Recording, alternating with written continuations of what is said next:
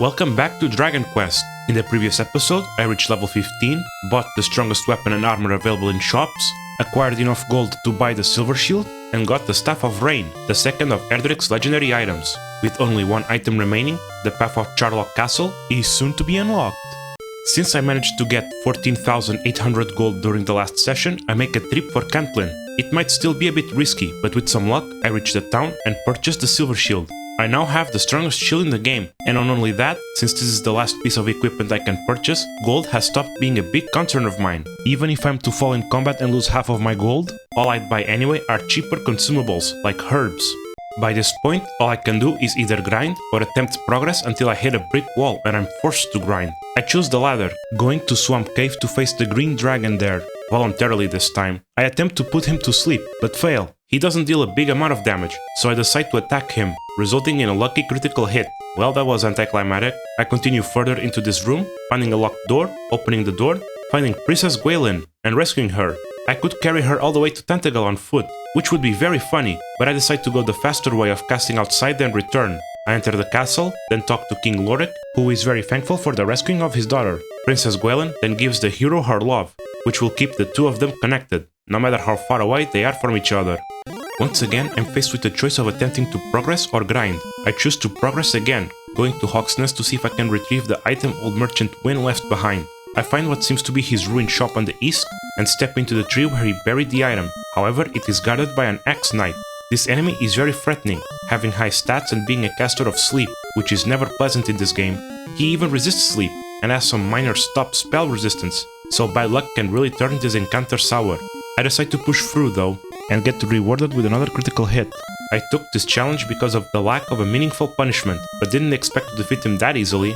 I search the ground under the trees and find Erdrick's armor, as expected. This armor has 28 defense, the same hurt magic resistance from the magic armor, which now also includes fire breath, an HP regeneration boost going from 1 HP per 4 steps to 1 HP per step, immunity to stop spell, and finally, protection against floor damage, such as from swamps.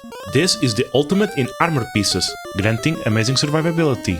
Now all that is left is to find proof that I'm Erdrick's descendant, therefore I use Gwaelin's Love to locate it. Not only does Gwaelin's Love tell me the remaining experience for the next level as if I was talking to the king, it's also a form of geo-positioning. Using this fantasy GPS system, I can locate the proof of lineage, which is located in the massive swamp south of Cantlin.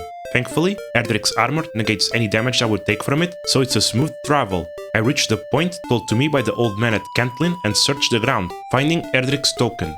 Surely this should be enough proof of my lineage. Since I now have proof, the old man to the temple south of Rimuldar should be more receptive to my plight. I head there and talk to him. With my proof, he takes my Stones of Sunlight and Staff of Rain to combine them into the Rainbow Drop, the third and last legendary item. With this I can finally cross to the Isle of Dragons. I reach to the west of Rimuldar, where there's a one-tile wide gap in the sands, where I hold the Rainbow Drop, creating a bridge to the other side. Charlock Castle is now fully accessible. I enter the castle, however the enemy encounters there are quite strong, so I decide that now is the time for some level grinding. I go south of Hawksnest to grind. The demon knights here are a bit strong, but other enemies are easy pickings. I even managed to defeat some metal slimes. Neat!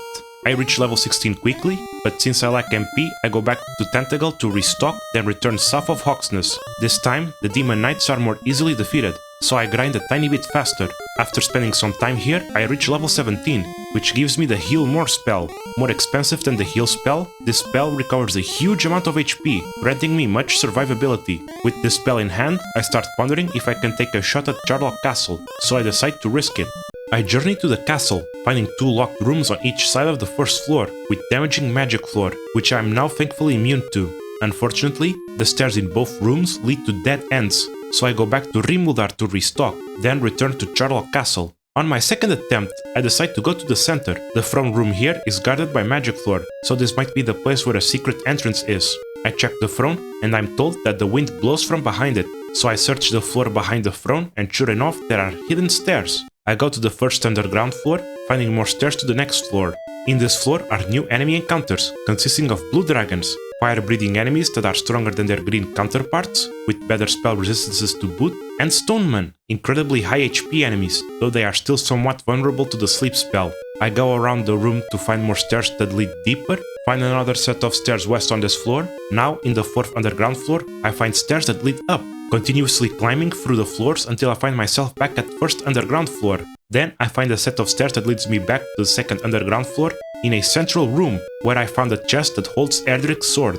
This sword has 40 attack, which is a massive power boost. No other weapon is stronger than this. I now hold the strongest equipment on all 3 slots, so all that's left is leveling up to become strong enough to face the Dragon Lord, so I exit Charlock Castle for now.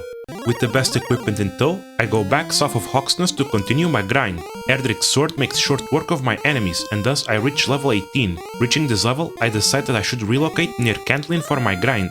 The green dragons here can be a bit of a danger still at this point, and the wizard's Hurt More spell still deals decent damage after resistance. But at the very least, I'm close to a town where I can make use of the inn if need be, so it's worth it to speed up my grind. After a long session, I reach level 19, learning my last spell, Hurt More. This spell is a more expensive but more powerful version of Hurt, dealing massive damage. While many endgame enemies have decent to almost full resistance to this spell, there's one enemy with very little resistance to it, Axe Knights. This opens up a new form of grinding, Hawksness Axe Knight grinding. Unlike other guaranteed encounters like the Golem or the Swamp Cave Green Dragon, the Axe Knight in Hawksness can be faced repeatedly. This enemy gives more experience than any other encounter in the overworld that isn't a metal slime, so it can be very profitable in terms of experience gain. In fact, depending on how much HP the Axe Knight spawns with, Hurt More can be a one-shot spell, allowing for incredibly fast experience gains. Just have to be careful to keep my HP topped up. Sleep ambushes can still happen with this encounter. I grind for quite a bit, but feeling tired, I decide to stop for a rest and continue my grind another day. I got quite a bit of progress this time. I rescued Princess Gwaelin, got the 3rd legendary item, which allowed me to build the Rainbow Bridge to Charlock Castle, and got all the best equipment available in the game. Being fully geared up, all that's left is strengthening my character so that he can be ready to face the Dragon Lord. The path is open, and Alfgard will be soon dispelled of the darkness that afflicts it.